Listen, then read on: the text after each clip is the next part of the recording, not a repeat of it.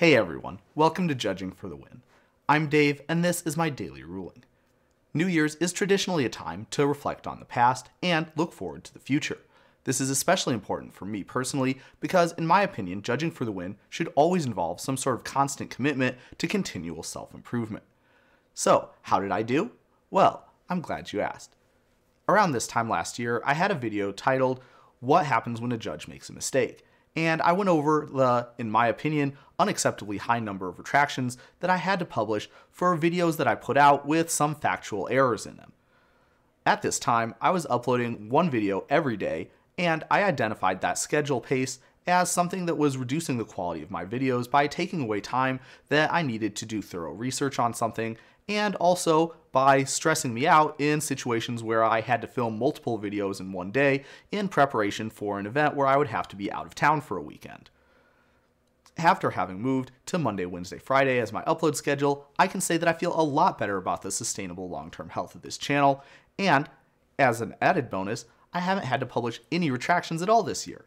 As a matter of fact, there were a couple of videos that I had to take down, but that was because Wizards of the Coast themselves changed how a card worked or how the rules worked, and that caused the information in videos that I had originally published to become outdated. I feel a lot better about that, but that doesn't mean that I'm going to stop trying to improve the channel. As I say to a lot of people that I mentor, if you aren't making any mistakes, that doesn't mean you're perfect, it just means you're not taking enough risks. And that brings us to the topic that I promised to discuss at the beginning of the episode, that being how to set some goals. And of course, this is a great time to do it.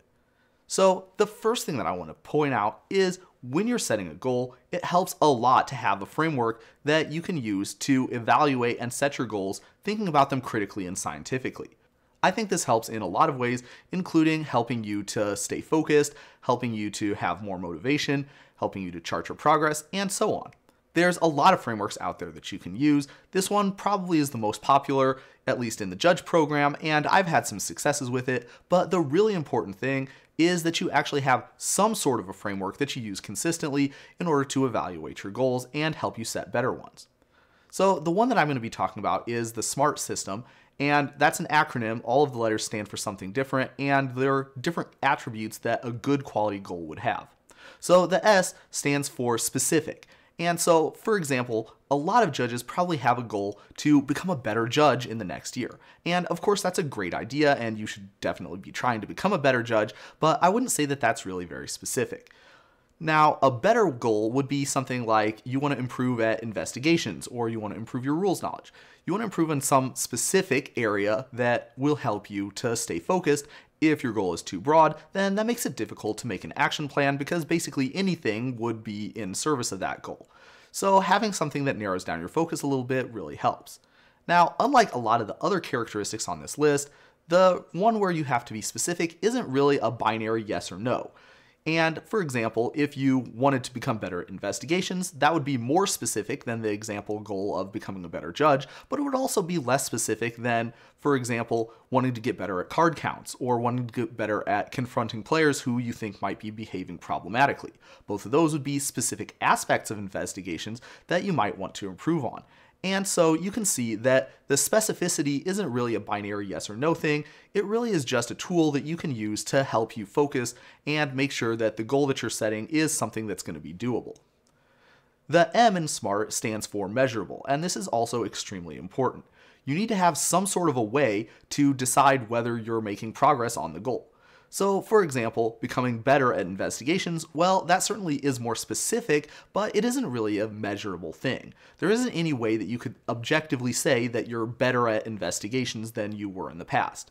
Well, I mean, like there probably is. For example, you're probably going to be better just naturally as the year goes on because you're older and presumably smarter at the end of the year, having more experience than you had at the beginning of the year. But does that mean that you achieved your goal? And without a way to measure your progress, it's really difficult to say. This is another really important key thing, and it helps you keep focused. Having a clear and well-defined criterion for whether you've achieved your goal is great. However, there's also another really important thing that this gives you, which is a clear criterion for if you have failed your goal. Now, bear with me, I think a lot of people's eyebrows probably went up, but I think it's extremely important to be setting goals that there is a real possibility you will fail. In fact, I advise people to try to set your goals such that you're only achieving about 80% of them. Why is this? Well, a lot of people seem to think that failure is like the enemy of self-improvement, when in fact, it's actually a living, breathing part of the self-improvement process. You'll learn a lot better and a lot stronger if you fail than if you are learning the same sort of lessons from succeeding. If you can't fail at all, it's not a goal anyway, it's just a task. Without some sort of uncertainty in the outcome, there isn't any real reason to use any sort of a process. Okay, so with that being the case, I think that failure is an extremely important thing to have for all of your goals, and you should be setting your goals with at least the possibility that you might fail in mind. Another really great thing this gives you is the permission, psychologically, to call it quits or to change your focus if you find that it's not working out. This is something that's going to come up some more with some of the other criteria, so keep that thought in the back of your head. The A stands for alignment. That is, the goal needs to be sufficiently aligned with your personal desires for you to actually want to achieve it.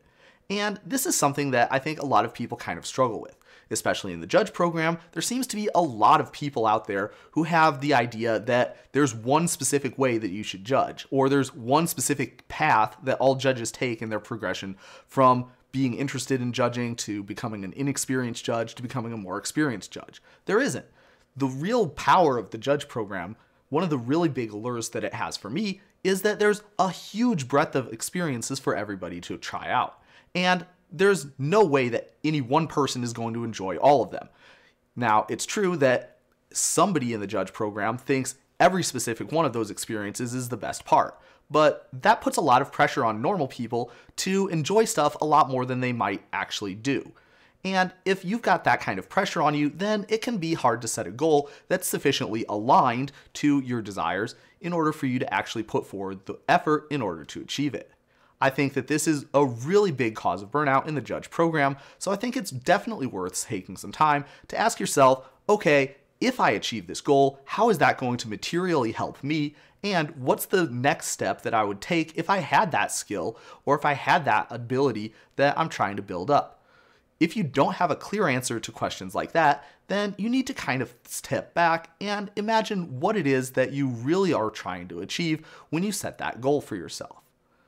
The R in SMART stands for reasonable, and of course you want your goals to be reasonable. So what does that mean specifically? Well, go back to our example where we wanted to improve on investigation skills. I said that that was a specific enough goal, but it probably wasn't a great goal because it isn't measurable. In order to make it measurable, we're going to have to introduce some sort of a criterion that we can use to define our progress. And of course, we can do that. There's absolutely no reason why we couldn't, and that's exactly the sort of thing you should be thinking about when you're setting a goal. So let's say that we sat down and we thought about this, and we decided that the criterion we wanted to introduce was, I'm going to try and disqualify 10 players for cheating at my next tournament. And okay, so technically that is a criterion that's measurable. There's definitely an objective yes or no answer to the question of, have I achieved this goal? But I wouldn't say that this goal is particularly reasonable. That being, it's completely out of your control in most cases whether you could or could not achieve this goal. It certainly is, of course, possible to disqualify 10 people, but in order for this to be an achieved goal, you would need to be at a tournament where there were 10 cheaters that you could disqualify, which is, I guess, probably pretty unlikely. In any case, whether or not you are able to achieve this goal is completely up to chance, or at least a big part of it is. And so I wouldn't say that this is a reasonable goal because you aren't sufficiently in control of the outcome. Now, if you had a goal and you didn't have the psychological permission to fail, well, you might be in a position where you would, for example, do something that you regretted or aggressively disqualify people who might not have actually warranted a DQ in an attempt to hit your numbers. Obviously, that's not great, and that's the sort of problem that can happen if you don't have the psychological permission to fail, which is why that aspect is so important. Take as another example, the alignment criterion. If you aren't sufficiently aligned with your goal, you might spend a lot of resources trying to pursue that goal, even though you don't actually desire it enough to do so. And that can lead to either feeling burned out, feeling like a failure because you keep on grinding at something and you never get anywhere, or getting frustrated because you tried to achieve a goal and then even after you achieved it, you don't get any kind of satisfaction. And so that's another sort of thing that can happen if you don't have psychological permission to fail. You might keep on going for a goal, continuing to pour energy and resources into it, or continuing to feel bad about not achieving it, and eventually you get to a point where you get burned out. The T in SMART stands for time bound, and in my opinion, that is the most important quality to have. Any goal at all needs to have some sort of a time limit on it, or else it isn't really a goal at all. It's just something that you would like to do somewhere. And I don't know about everybody else, but for me, I feel like I can't really get a really good handle on tasks like that unless I'm somehow under the gun. Some sort of a deadline, even an artificial self-imposed one, is pretty much required for me to actually physically do anything. After all, there's no real reason to do something today when you could just as well put it off until tomorrow. But of course, you could always reason that exact same way the next day, and the next day, and the next day, and then you never actually make any progress whatsoever, which is of course frustrating. So that's the SMART system. And remember, there's lots of different other systems that you can use, and there's lots of different other criterion that you probably want to be thinking about when you're in the process of making goals. After all, even though this is the most popular kind of goal-seeking system, there isn't even really widespread agreement on what all the letters are supposed to stand for. Another thing is there isn't really widespread agreement on exactly how effective this system is. I have some anecdotal evidence that it works well for me and some other people that I've talked to, but if you have some other system that you like to use, by all means, the real magic is to make sure you have some sort of a system to systematically evaluate your goals and evaluate your progress towards them. Now, with that being the case, another thing that there's a lot of debate about is the effect of telling other people about your goals. Some people say that it puts undue pressure on you and it discourages you from having that psychological permission to fail that I mentioned was so important. Other people tend to think that if you tell some other people about your goals, then that can give you some extra motivation to help you push through the boring or the rough patches, which there probably are going to be. I've kind of waffled back and forth on which one I think is better, but as an illustrative example, I think that it's only fair that I would share one of my goals with you. So in the year 2023, I want to make a Discord for Judging for the Win. This is specific, it's also measurable, there's a definitive yes or no answer to the question of whether I've done it.